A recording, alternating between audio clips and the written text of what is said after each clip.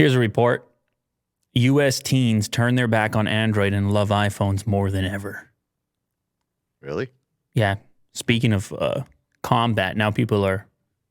Don't do that in the comment section. Mm-hmm. It just means Apple's doing a good job of remaining in a power position, a good job of marketing, a good job of creating products that appeal to that group of people. And let me tell you why that group of people is important, Will. You want to know what happens with a teenager? What? They grow up. Okay. A teenager grows up. Yeah. They get a job. They get some money. Sure. Yeah. They're not likely to really feel like they want to switch platforms later on. Whoever gets that entry point, whoever's the first smartphone, could be the smartphone for life.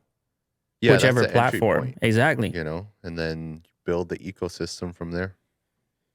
Who doesn't want a customer for life? Yeah. We don't even have customers for life.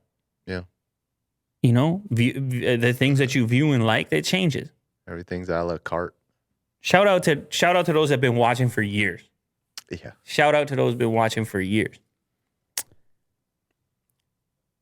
You know, in our business, you got to, it's not like we have a piece of software that's proprietary. We can't lock you in. Mm-hmm. You know, we can evolve. Of course. We can do this show.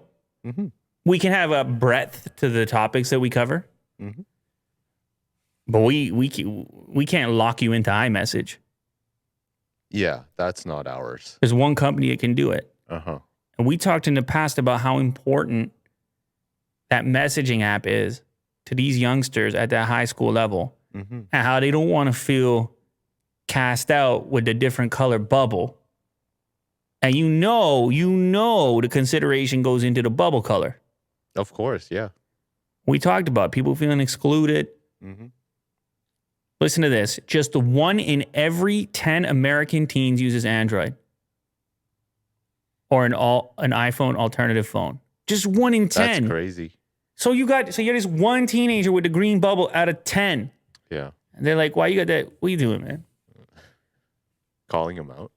This data comes from a semi-annual survey conducted in the U.S. polling 7,000 teens across 47 states with an average age of just over 16. 88% of these teens say they own an iPhone, while further 90% believe an iPhone will be their next smartphone. It's 90%, Will. And it's an all-time high. It only keeps on ramping up. You know?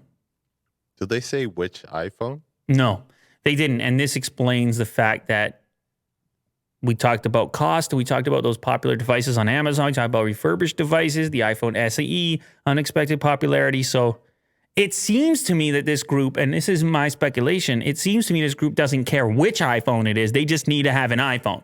And they'll take a subpar old iPhone over even possibly a nicer, more recent Android device because they got to be a part of the whole thing. And or because Apple has done such an amazing job of remaining in the spotlight and delivering whatever it is that group is looking for. Series of applications and things like this. All-time high. Now, keep in mind, this is U.S.-only figures, and they didn't poll every single person. They did try to distribute across the states. I mean, it's a poll. You can't poll every single person. But this would not be reflected globally, obviously. Yeah. As we're all aware. But if you're curious as to what the marketplace is like here in North America, this is some evidence for you.